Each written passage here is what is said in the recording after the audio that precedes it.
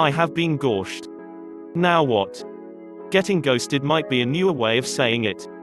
But someone suddenly disappearing in a relationship is nothing new.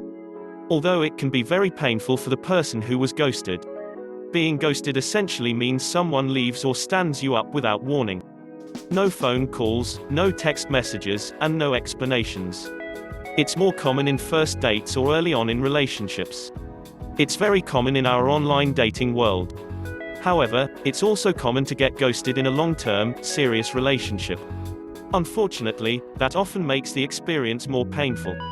Dealing with getting ghosted in a serious relationship is difficult. While you can't ignore the feelings completely, there are things you can do to make the process of getting through it easier. Give yourself time to get over it. Any kind of breakup or separation in a long-term relationship is difficult. Especially when the breakup blindsides you. After all, experiencing the pain of your partner simply vanishing is dreadful. One of the biggest mistakes people make is acting as though it doesn't bother them or trying to move on right away.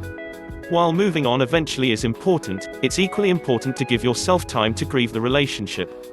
Let your emotions out and find someone who will listen to how you feel. It can help to have a support system in place. Friends, family, or even a therapist can help you deal with the things you might be feeling.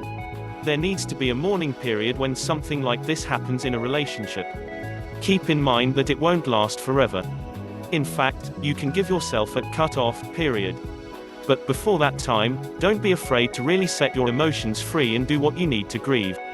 Don't overanalyze. It's tempting to think about what could have possibly gone wrong in your relationship for your partner to just leave.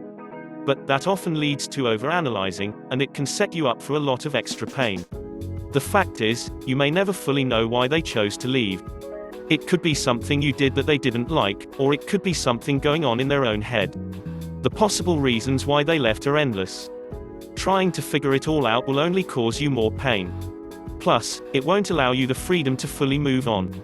Sometimes, relationships that end in ghosting don't have closure. Again, this can be difficult to handle.